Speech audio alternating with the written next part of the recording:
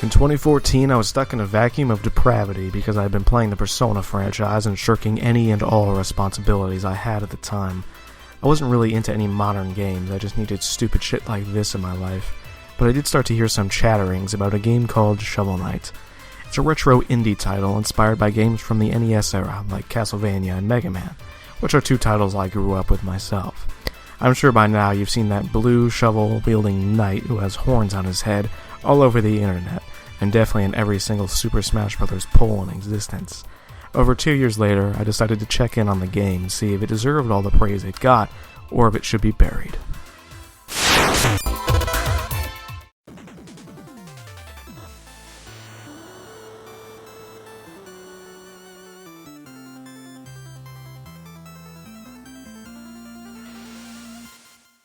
You can tell this title was a passion project for a lot of the people who worked on it from Yacht Club Games, as the 8 and 16-bit visual aesthetic that so many of us grew up with is painstakingly recreated here. It is refreshing to see though, because most games today kinda look the same. Obviously this game looks a lot like its inspirations from the NES era, but still blends all of its enemy designs, backgrounds, and stage designs in such a way that it becomes idiosyncratic all the same. Shovel Knight plays it relatively safe by having a theme with each stage and boss that they both share. This works most of the time, and it keeps the design relatively straightforward, but there is an asterisk here. Every now and then there were enemies that I was wondering, how the hell did you get here and why are you here in the first place? Just some of these designs pull you out in a game that does a really great job of pushing you in the first place, and it's just strange that a few non-conformists really ruin the immersion for you. Now I know this seems like a really small gripe, so I'll give you a specific example. You've got this Castlevania-looking stage at the beginning of the game, and in it you'll find a lot of skeletons and ghosts and things like that, things that are appropriate for a stage like this. But for whatever reason, the first enemies you actually encounter here are giant frogs. But not only are they giant frogs, they all have Blanka's electricity powers from Street Fighter. Now this design isn't necessarily bad just on its own, but it feels really out of place in this stage because everyone else is following the theme. Luckily, Shovel Knight plays this off with a kind of cool indifference.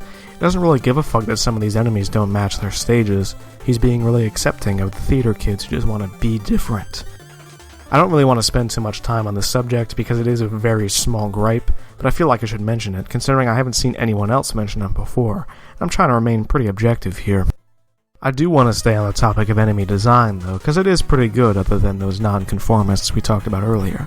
Though I do have to say, some of these guys are a little too fucking adorable. You got this sleepy dragon, you got this little griffin who's just chilling out, and then you got these hilarious rats with propellers, and they're just chilling, they're waggling their tails and such. I feel bad killing these guys. They don't mean you harm, except for that griffin who starts breathing fire at you. It isn't really a qualm or anything, I just wanted to point it out because some of these guys are just way too adorable, and I don't want to kill them. Throughout the video, I'm sure you've noticed a lot of complex things happening with the backgrounds of each stage, things like parallax scrolling and a lot of flowing water effects. If you're thinking this is way more characteristic of 16-bit games than 8-bit ones, then you'd be correct.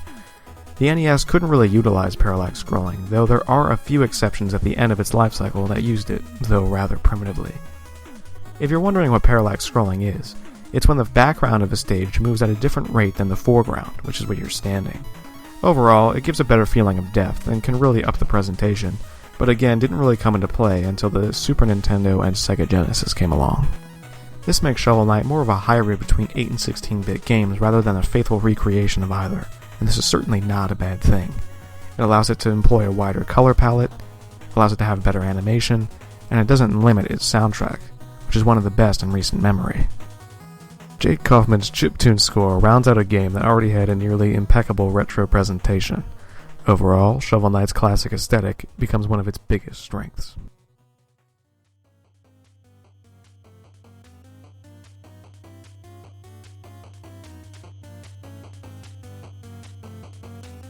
Aw shit, it's bread and butter time up in this bitch. Alright, now Shovel Knight's gameplay is relatively simple. You're going to be using your shovel and your wits to dispatch of any enemies that happen to get in your way, and potentially use some of them in order to platform around. You can run, jump, swing your shovel, and then do a pogo jump off of enemies to reach higher places. Think Castlevania-like combat, with Mega Man platforming, and a little bit of DuckTales thrown in there for good measure. It all melds together pretty well, but I do have my complaints here and there. Along your journey, you're going to start to acquire some relics. You can buy them from this guy in the town, or you can find that same guy in chests scattered throughout levels. Now, these relics are kind of like Castlevania sub-weapons, but they're a lot more useful, definitely as far as platforming goes. Now, they do have a magic cost tied to them, and you get that magic back from collecting these little blue bottles that most enemies are dropping. These aren't really scarce at all, so you really don't have to worry about running out of your magic anytime soon. And you will need some of these sub-weapons for trickier parts in the game. While you're looking for those blue bottles, though, you will find yourself with a butt ton of cash as well. Pretty much everything drops these giant-ass gems that you can use to spend on armor upgrades, shovel upgrades, and those relics we were talking about earlier. Money becomes so important in this game that you actually drop it when you die instead of losing any lives or anything like that. It's kind of a cool Dark Souls-like system where you have to go back to where you died and remember that you fucked up like an idiot, but you can still get your money back, which is cool. This does misstep sometimes, though, because if you die over a big death pit or something, it can be impossible to get your money back every now and then. And I'm willing to bet good money that I've lost over such pits, that you'll meet the same fate every now and then. Shovel Knight isn't a particularly hard game, but it can be tricky. It's like a Midwestern father. It's firm but fair. The only problem is that enemies give you some nasty-ass Castlevania knockback. That's something I've grown used to. But the problem arises is that when you hit an enemy, you get knocked back. That really takes away from the game, because you can execute a plan perfectly, only to get knocked off into a pit, even though you did everything right. You made the jump, you landed the hit, and all that. It really fucks with your mind sometimes, but it doesn't detract from the game too much.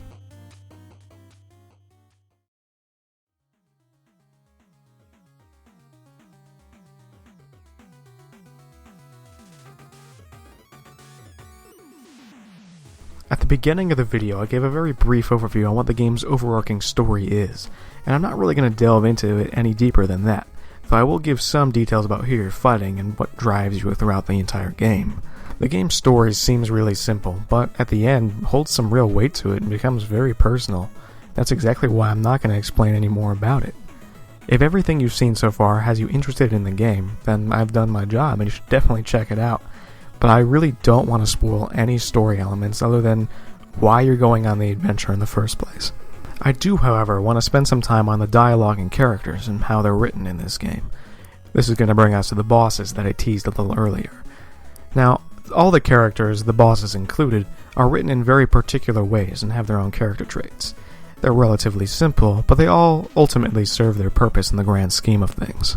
The characterization that you get for each of the bosses can be summed up with the theme that their stage has, and the 2 or 3 sentences you get before each fight. This is fine. It's very reminiscent of things like Mega Man X, where you didn't really know too much about the boss, but you knew what you needed to know. And Shovel Knight does this in a very good way. In fact, every character in the game is very surface level. Even most of the NPCs in the town have a character trait that you definitely find in the 2 or 3 sentences you get from talking to them. And this isn't a bad thing at all. Sure, these characters are very simple, but you figure them out immediately, and some of the dialogue written for these guys is extremely charming.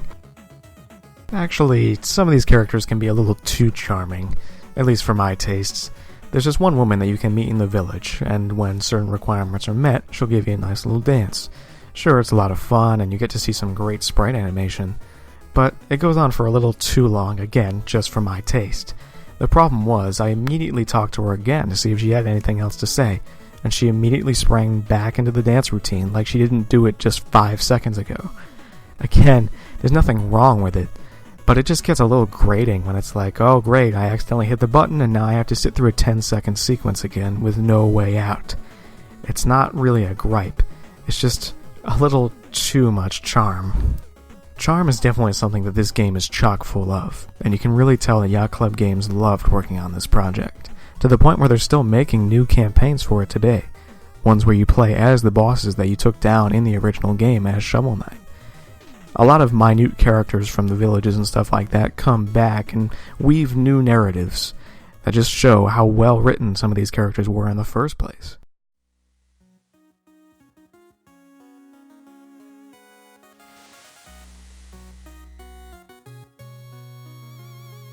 Overall, I enjoyed my time with this game. Shovel Knight's a little title that brought a lot to the table and showed just how good an indie game can be as long as you focus on what you want to focus on. And luckily, Yacht Club Games focused on presentation and relatively tight gameplay. I do have qualms about the gameplay, because sometimes I felt like I didn't die because I was stupid or made the wrong decision, but because of some of the weird things that they put in as far as knockback's concerned. But that shouldn't take away from the game as a whole. This is a game with a lot of love put into it, and that has to be absolutely commended of Yacht Club Games. And luckily they did get near universal praise. They didn't get perfect scores, and surprisingly I didn't really see too many negatives in a lot of the reviews, which is what confuses me. I'd expect to see at least some of the things I mentioned. They are small qualms, but they're still qualms. And most of the time I didn't even see any reasons for not giving it a perfect score. But if you liked anything that you saw in this video, you should definitely check out the game. You can get it on most consoles and for relatively cheap, and I definitely recommend supporting Yacht Club Games. They put a lot of work into this game and they deserve all the success they've gotten so far and in the future. I'd like to thank you for watching this review, and I'll leave you with my final thoughts on the game. I really dug Shovel Knight.